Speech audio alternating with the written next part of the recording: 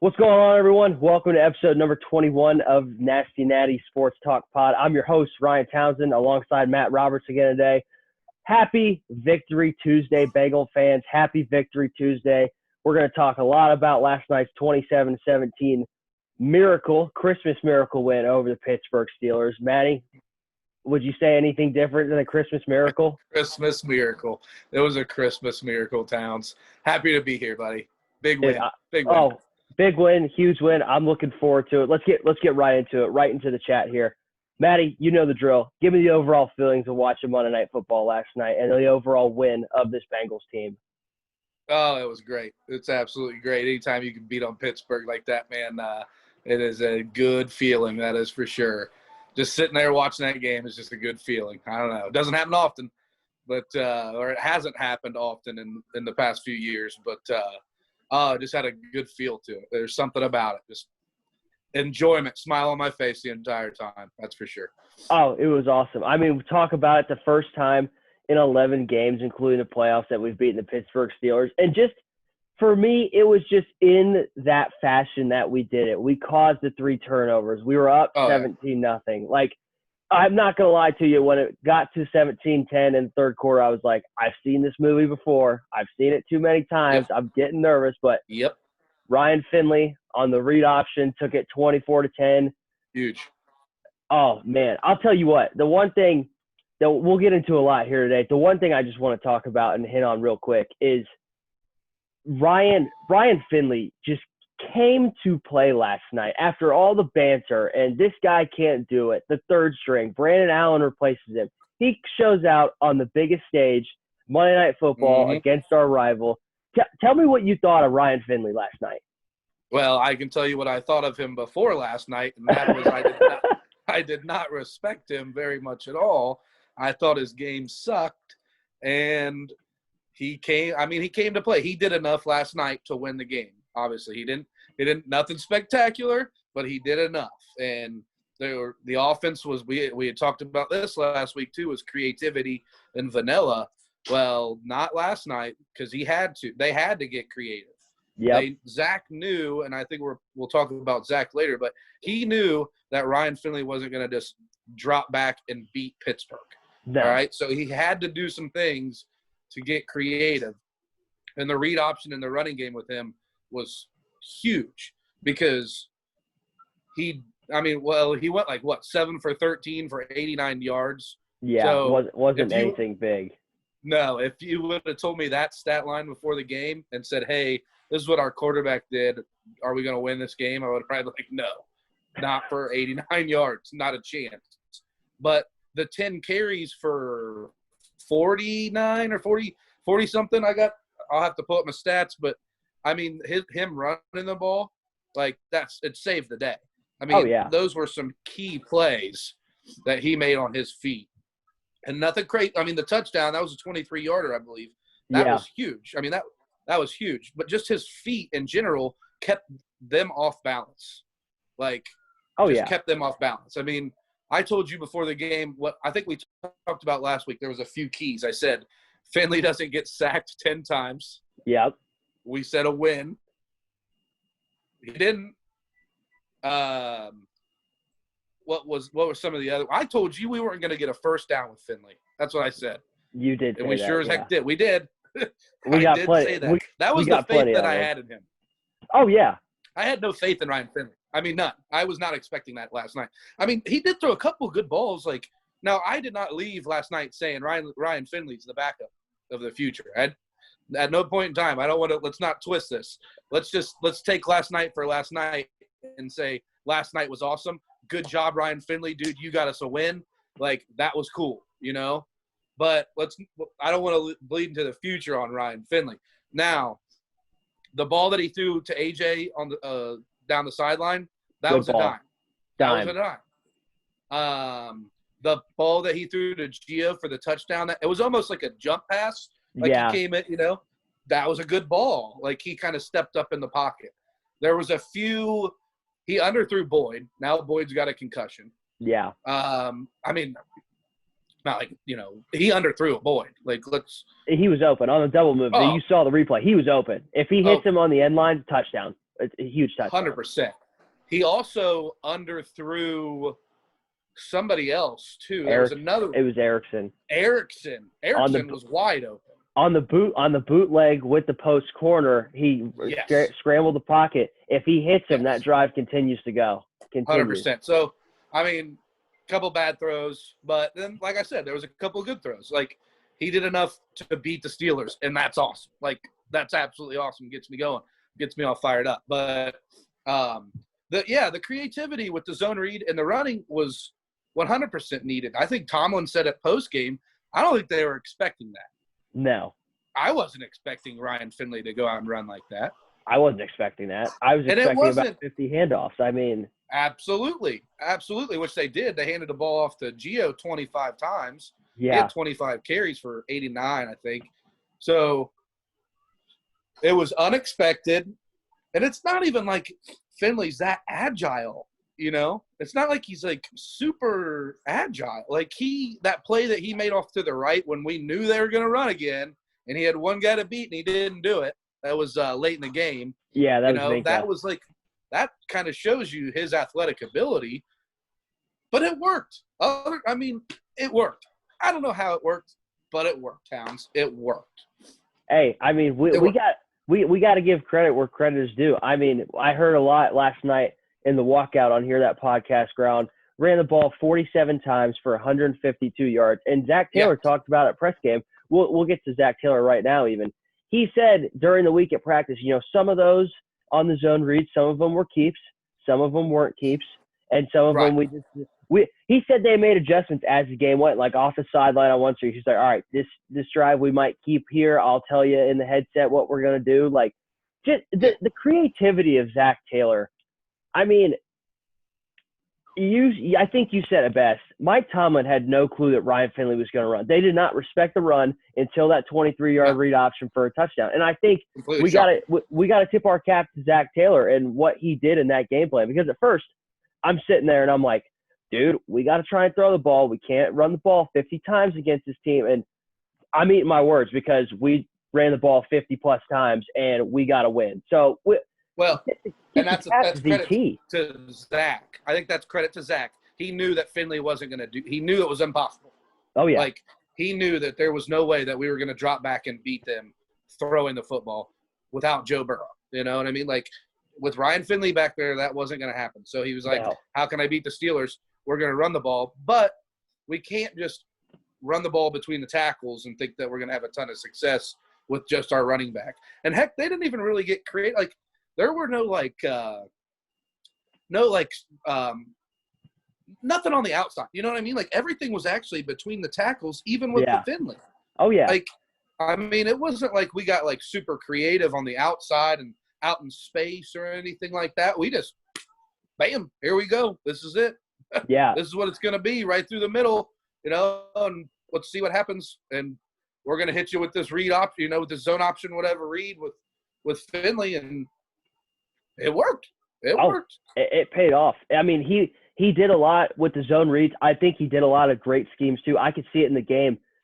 I don't see this a lot. You see a lot of pulling guards in football, but there were a lot of plays last night, either on the bootlegs or like on the options that we're talking about, where two guys are pulling and leading the way. He had multiple guys pulling on plays. The quarterback draw, I mean, was huge. I mean, he knew the linebacker was going to go through on the jet motion, and Finley took it up for the draw, first down. I mean, I was standing up screaming at the TV after that play. That was a huge play. Oh, it was definitely huge. I thought he was going right, too. There was a hole both. Actually, if you look both at ways. That replay, there was a hole on both sides, like huge hole both ways. I'm like, well, pick your poison here. And I was like, go right. He goes left, and he went left, and, you know, we got a first down. So, I mean, I thought the guards played really well. Like, I thought your guy, Quentin Spain, he had a push all night.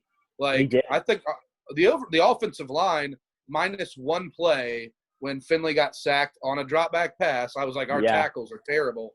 But I said that out loud, and then I ate my words, because then for the rest of the night, they played pretty well. I mean, the offensive line did. So, I don't know. Zach Taylor saved his job is what he did. 100%. Yeah, that guy will be back next year. 3-10-1 this year, baby. We'll, you know, that was a huge win. we're taking you back because he did show some signs of life in his scheme. Like, oh, easily. now let's do that every week with Joe Burrow. Yeah, You know, like let's get creative every single week. Let's outsmart people. Like, he outsmarted Tomlin. Now easily. let's go do it again. You know, like let's take that and let's try to win these next 2 games and let's outsmart people again and take some confidence into next year because we need it. Oh, yeah, and the outsmarting with Joe Burrow, like we're talking about, doesn't mean throw the ball 61 times in a game. It means get creative where he's throwing 35 to 45 and we can have a run game. I mean, think about, we don't have Trey Waynes last night, DJ Reader, Joe Burrow, Joe Mixon. I mean, I've got to tip my cap to him. Uzama. I mean, you got to tip the cap to this guy again. He has the guys ready to play. Oh, Zach Taylor has the guys ready to play. I mean, just I'm beside myself just talking about Zach Taylor and the job he did. Bengals team. It was the most intense Bengals team that I've seen since, I don't know, 2017-ish, 2016. 15, 16, 17. I can't tell you that I don't think I've ever seen them come out that intense. Like, I don't know what our next talking point is. I don't know what we're leading into, if I could lead us into a good one here. But, like, that defense was – lead us in. Defense. I mean, holy cow. Lead us in. You want to talk about some intensity. Like, they came out in the first half and were just – I mean, they were all over the place. Like, if you want to talk about all right, Carl Lawson, for instance. All right. Villanueva is probably the only player on the Steelers that I actually respect. The guy was like, you know, the guy's a war. He served our country. Like, I respect him. Okay, yeah. Carl Lawson ate that dude's lunch all night long, okay? All night long. And we talked about it last week, too, how I said, you know, Lawson disrupts plays. Well, last night he made plays. Oh, yeah. He made plays. Did you see him flex after – dude, his arms are huge. Okay? Massive. The shoulders, we got to find a way to get that man some money, too. We talk about money and stuff like that. That guy's got to get paid. But his arms are huge, and his center of gravity is so low because he's not the big guy. He's not tall by any means. And he loves that. He does that little duck under. And, dude, he freaking duck under Villanueva time after time, and they couldn't stop it. It was almost like, dude, do you guys want to maybe, like, throw a tight end over that way, try to slow him down? Like, sure, they weren't doing anything. They did nothing. They made no adjustment to that at all. No. And Hubbard got a little bit of pressure on the other side. Not a lot, but a little bit. I'll tell you who I actually liked. It was Margus Hunt. Yeah. Hunt got a push. Now, we drafted Hunt a few years ago to be this defensive end in the second round who, when I watched his tape, you know, the Estonian from, SMU, and I was like, man, this guy's a freak. Well, okay, he was terrible project at defensive end. That never worked. The past few games with him, ever since they re-signed him and put him at D tackle, the dude gets a push. Oh, yeah. Like, that third down, there was a third down running play that he just, completely pushed. I forget who was guard center. I don't think it was Pouncey. But he pushed somebody back, completely disrupted the play. Happened a few times. He got up. He swatted a ball down. The guy played really well on the inside. Like, he's a big guy. Oh, huge guy. So, he disrupted some things on the inside. Once again, we talked about the Steelers' no run game. Couldn't run on us. Zero. Snell had, like, a couple. He had, like, one or two. Like, their big plays were the Claypool screen. Yeah, the Claypool screen down the sideline. And then Benny Snell had another run that went for, like, 20. Yeah. They had less than 100 on the ground, which tells me, we tackled well. They didn't get a push. Like, we got the push. Like, these are all things that never happen when we play the Steelers. Like, we intensified. I don't think that's a word, but I'm going to make it a word. Intensified? Yeah. We out-intensified the Steelers. Like, how crazy is that? Like, our intensity was higher than theirs. Like, that doesn't happen. And you could tell from the minute that we came out on the field that we had the intensity. Like, they were dull, like dead. They had no Oh, luck, yeah. minus Juju. You know, he spent all his time and energy out on the freaking 50 before the game. Like, we had it all. He TikToked himself. He TikToked away all of his energy is what he did. He TikToked it away. Good for him, because Von Bell popped him in the freaking mouth. You know? Lit him up. Love it. Like, that was huge. Like, that changed the game for sure. Oh, yeah. You could just tell. I mean, from that point on, we had it. We had it. I know it got a little dicey later, but, man, after that hit, I'm like, we got shot. Like, I think we're going to win. I think we're going to win this game. Oh, I mean, just the way we talk about the defense and the energy, the Von Bell hit, the big thing that I saw last night is I'm going to give credit again to a coach I haven't given a lot of credit to. Lou Anarumo came with the blitz packages. He came with the different looks all night. So great. Yes. All night. Yes. Like, our linebackers didn't just sit in a little pair back here all night, and we didn't just bring four. Like, we were up on the line. We'd mix it up. Sometimes they'd come. Sometimes they'd drop. Like, I didn't even know what was happening. I'm like, what am I watching right now? Like, who are we? Like, where, you know? Like, and it was awesome. It was fun to watch. Like, it was creative. It was so creative. I don't know. It was the defensive backs as a whole played great. Fantastic. Like, Phillips had a great game, minus the touchdown on it. I mean, that dude played lights out pretty much all night long, right from the stick. I mean, right from the start of the game, that dude was on fire. William Jackson played really well. McKenzie played well. Von Bell, we just talked about the hit on Juju, and then Bates was all over the field again. So, I mean, those DBs were it was great. And that was the best part, too, is back to your talking about the scheme and getting creative. Like, we put them in a chance to succeed. Like, we gave the DBs a chance for success. Yeah. Because of what we did on the front with the front seven. Like, I don't know, man. My hopes are very high right now. I don't know. Very high. They went from way down here, you can't see it, bam, way up here. Like, I don't know. It was just something about beating them, and the way that we did it was I don't know, high hopes. I mean, no, I'm with you. I mean, I didn't go to bed last night till around 4 a.m. I was, like, so excited, so happy. Like, I had to catch up on Twitter, see what everyone was saying. Like, just the intensive – out-intensified the Steelers. We'll go with what you said. Out-intensified. Out-intensified. The thing that gets me is, like, we have nothing to play for. We have pride to play for. It's Monday Night Football, the big stage, division rival. We don't have anything to play for. This team is fighting for a division crown. The Pittsburgh Steelers are fighting for a division crown. And you're letting – Cleveland fans love Ryan Finley. There might be a statue outside of First Energy Stadium if they win. Very possible. Because they're fighting for a division right now, and you're going to let Cleveland sneak in. I mean, we talked about it last week. Imagine this team at 11-0, losing 3 straight games, including to the Cincinnati Bengals. You're in control of the 2 seed, fighting for the 1 seed. Now if the Steelers lose out, the Browns win out, they play each other week 17. The Steelers are going to be in a wild card spot. Wouldn't that be great? Wouldn't that just be great? Wouldn't that be funny? Like 11-0, 11-0, blah, blah, blah, blah, blah. We're going to go 16-0, all the blah. You're going to be a wild card team. Like, wouldn't that be hilarious? I would love nothing more. I told you last week they were going to lose to the Bills. I said that. Yeah. And I said they had to beat the Bengals by 30. And we beat them. Like, I don't know. They got to be sitting at home right now just devastated. Like, you just lost to a 2-10-1 Bengals team with Ryan Finley, your third-string quarterback. And like you talked about, all the guys that are out, the left tackle, the D tackle, the big signing at corner. I mean, all these guys our starting running back. I mean, the list goes on and on.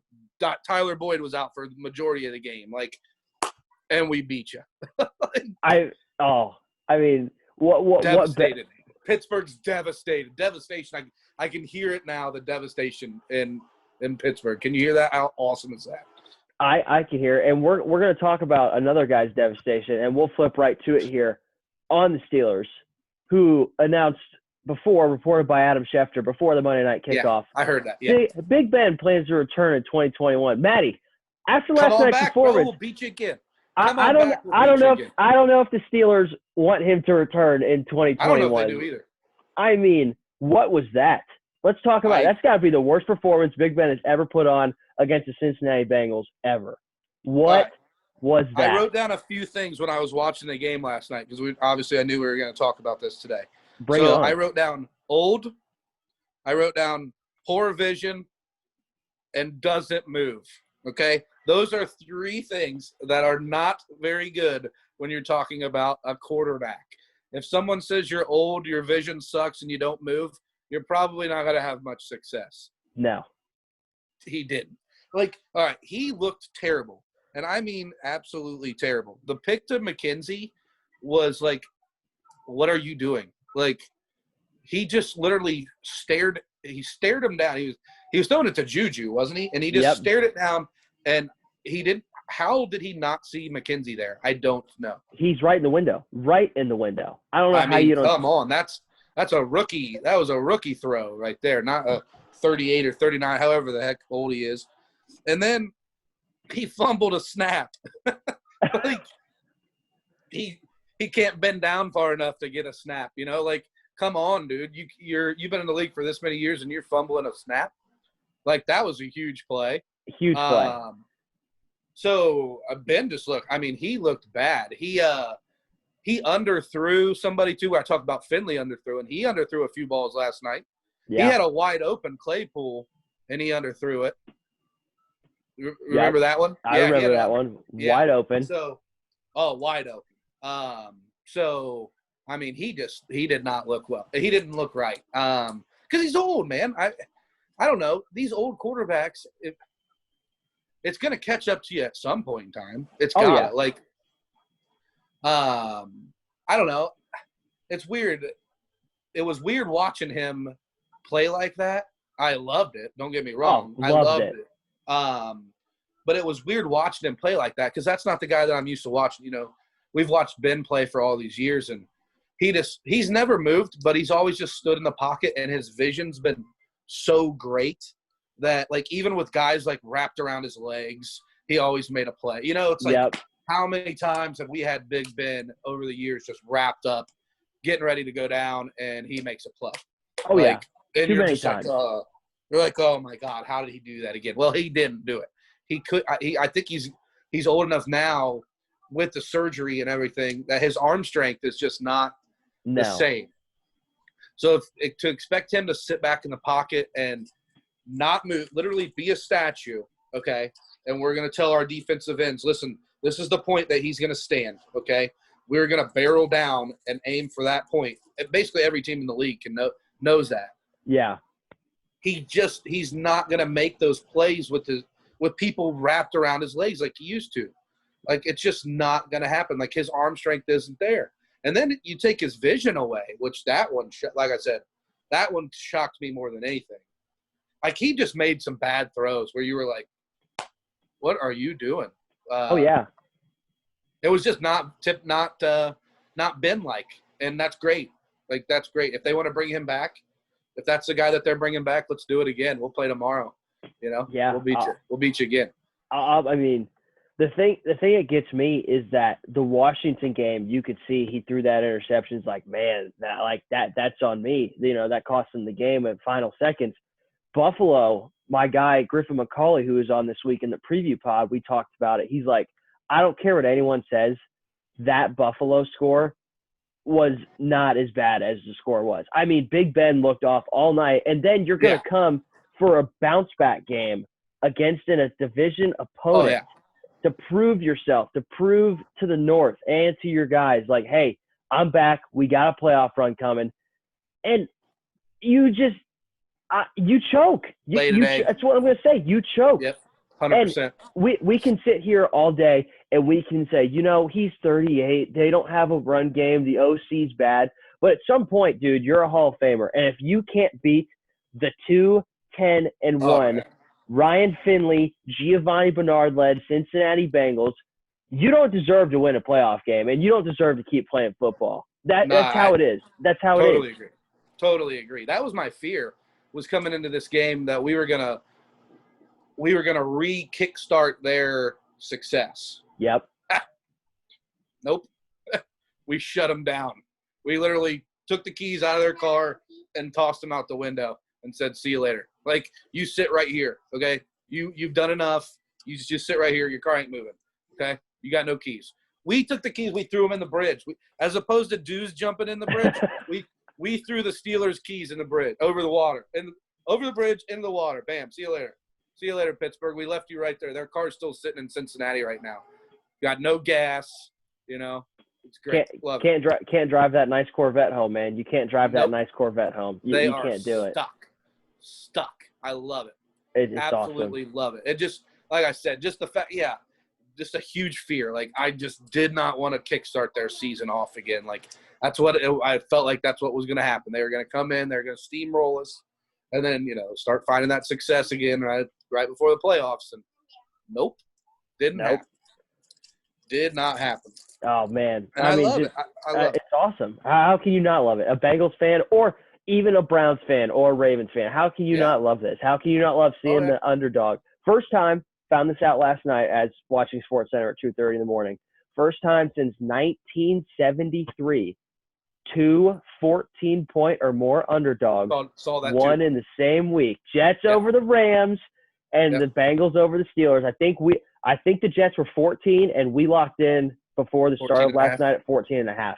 Yeah, I saw that too. I stayed up pretty late last night too, Towns. I was pretty amped up after the game. I saw that line. I was like, wow, that's crazy. That's pretty nuts. I did sleep in. Calix told me I slept in because I stayed up too late.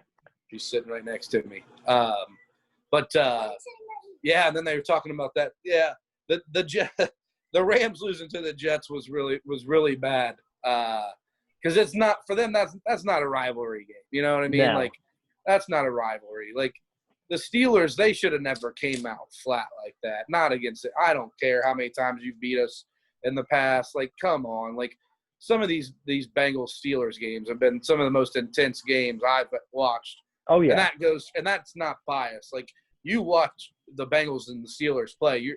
Even as an outsider, sometimes I'm like, you got to be like, wow, that's some intense football. Like, some of the things that have happened in the rivalry, and to come out flat. That's can't do it. Dude, Tomlin, what are you doing? Like, I just praised you last week. Get your boys together, man. Like, you got no intensity. We out-intensified them. Let's use that word again. Like, how crazy is that? 3 turnovers, man, to start the game. You can't let that happen.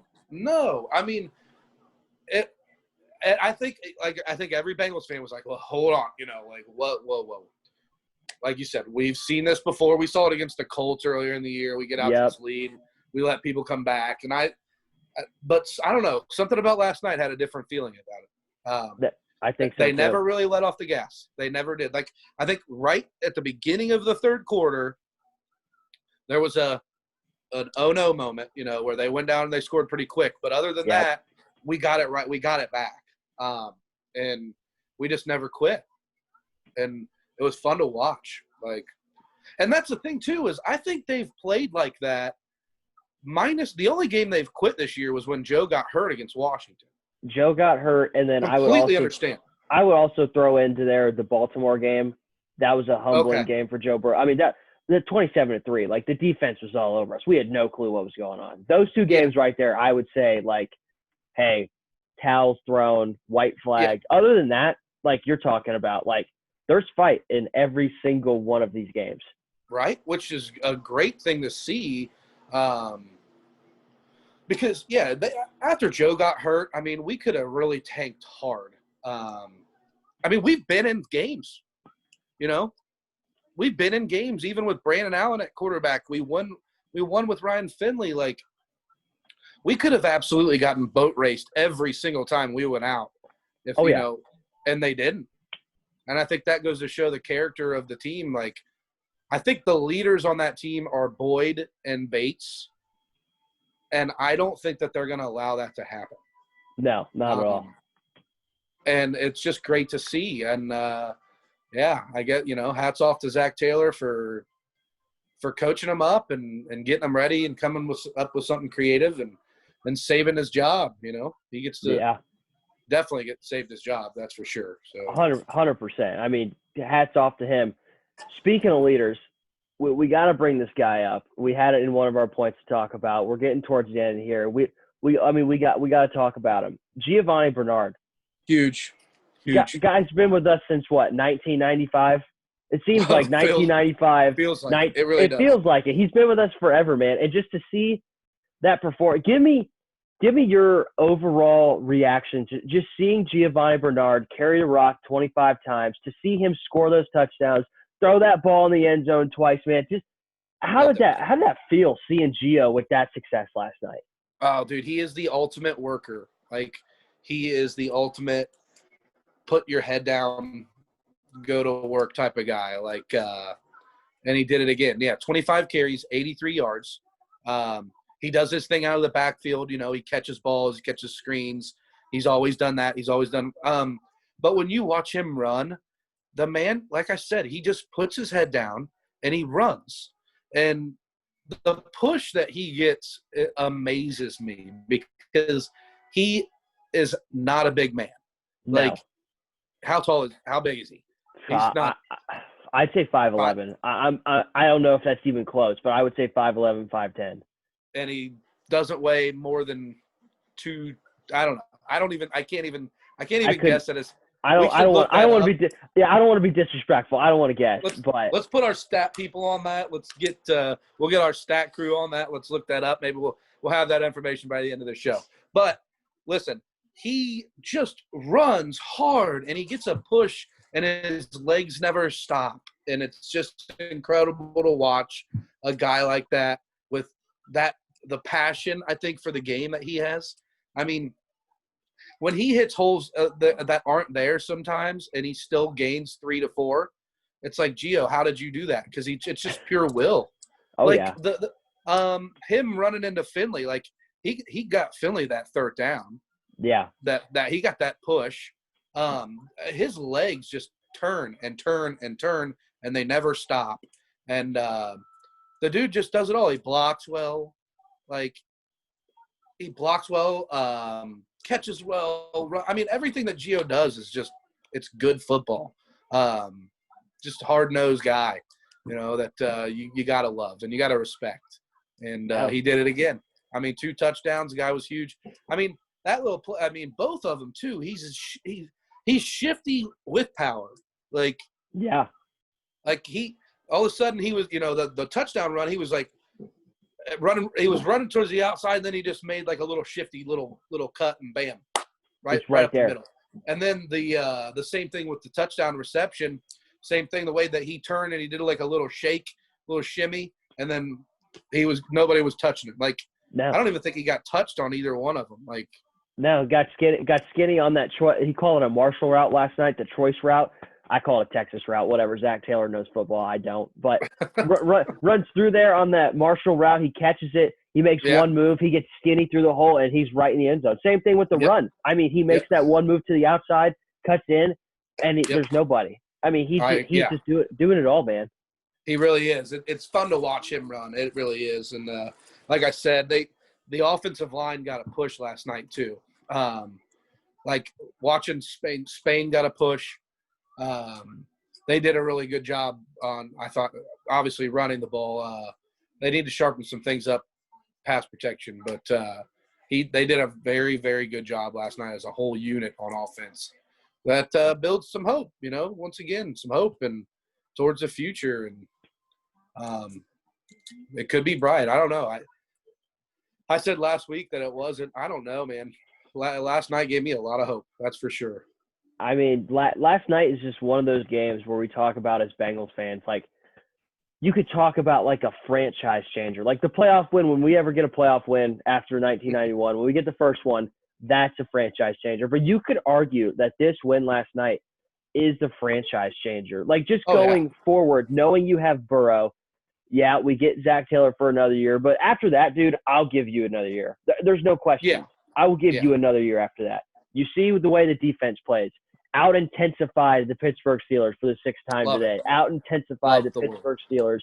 Yep. And just playing with pride and passion for one another. And we talk about Gio again. He's one of the guys that's been sticking up for Zach Taylor this whole time, saying he comes into work every day. He just wants us to win. He wants us to get this ship in the right direction. And I'm not saying they played for Zach Taylor last night, but there was a reason that team was as intensified as they were last night. And I think it's with the leaders we talk about, Boyd, Bates, and Bernard, and it's Zach Taylor. And they just knew this was a game we got to play. Yeah, I agree. I like the fact that you said you could change that. That game could have changed the franchise, which it's very possible that it did. Like, maybe that was the changing of the guard that we needed to say, we're not going to let you smack us in the mouth anymore. We're going to come up, we're going to stand up for ourselves, and we're going to fight, and we're going to beat you at your game. Yep. With tough, gritty defense and running the ball. Like, that was, we talk about AFC North football. Everybody talks about the AFC North, and you think about the defense, like the successful team, the Ravens with their defense, the Steelers and their defense, and teams running the ball. Like, what are the Browns right now? They play pretty good D, and they run the ball. Yep. What did we do to beat the Steelers? We played great D, and we ran the ball. Like, maybe that was the changing of the guard. And, Zach Taylor, welcome to the AFC North, my friend. You've arrived. Took a little while. But you know what you got to do to win. Like, you know what you need to do to have success. Oh, yeah. Let's build around that. Let's build around the pieces that we got. And let's do this thing, Like, we got our guy. I think if Joe Burrow comes back healthy, we got our guy. Like, we could make a run at this with the guys that we got on the team now. Yeah, like, there's some players on the team now. Half of them are injured. We talked about last night. Half our guys are injured. Imagine Mixon, Uzama, Williams, Trey. Imagine Trey Waynes this year, dude. Dude. Yes. DJ Reader in the middle. Yeah. Oh man. I don't know. I don't know. It's they could be a force. Like, they could. No, they could. They really, really, truly could. And like I said, if they come out with it, intensity in football is huge. You got to want it more than the other guy. Yeah. And I've always questioned the Bengals on how much do we want this? Like, and last night they wanted it. And the Steelers didn't. Yeah, point blank. That's pretty simple. I think it showed on the field. The Bengals wanted it. And if you want something, then you're going to go out and you're going to work hard to get it. And let's continue that. I said before I wanted that third pick. I wanted to keep losing, and that sucks to say. I just wanted that pick so bad. Let's go win the next two, and whoever comes to us comes to us. You know what I mean? Yep. Like, that was a terrible thought process by me. Last night woke me up. Like, let's go win. Like, the only way we're ever going to get better is by winning. Like, I don't care. I don't want the third pick. Like, getting Sewell, that'd be great. I would love it. I would love to have him. But let's go win, and let's build on that. And let's build a character of a team, and let's put some fear into other teams. Like, you're not going to push us around. Like, we're here. And let's go win two more, Like, that's what they need. Yeah. Let's go win two more games. The season's not over. Let's get to 5 and see what happens in the draft. Whatever happens, it will happen. And let's take the guys that we've got and, let's build for next year. Absolutely. With some intensity. Let's out-intensify everybody next year too, Like, out-intensify the AFC North. Yes, that would be out-intensify love it. We got another the crack AFC at the North. Ravens. We right? do. We got another crack at the Ravens. Finale. Last game of the season at Paul Brown wouldn't Stadium. That be nice? Wouldn't that be nice to see them trying to get into the freaking playoffs and we beat them? Like, that would be awesome. Wouldn't that be nice? Let's play spoiler again. Why can't we do it two games this year? Let's play spoiler again. Absolutely. Oh, man. Hey, Coach Roberts, as always, I want to thank you for coming on today. I'm excited. Looking forward to these next 2 weeks. Fantastic talk today. I might not sleep again tonight. You don't know. I might not sleep again tonight. This podcast is getting me amped up right now, man. I'm going to go out in the street and run some laps right now. I'm not even I got no shoes on. I'm just gonna go out and run some laps. Out intensify my neighborhood. So. Oh, let's get it. Out intensify everybody. Out intensify the North. Future is bright in Cincinnati. We're both looking forward to it. Love it. Love it. Both looking forward to it. That's going to do it, everyone, on today's Nasty Natty Pod. Again, want to thank you guys for coming today, watching us. 2 weeks left. 2 weeks left to get to 5-10-1. Future's bright. Let's keep it going. We'll see you guys next week. From all of us, Who Day. Who Day, out intensify. Let's go.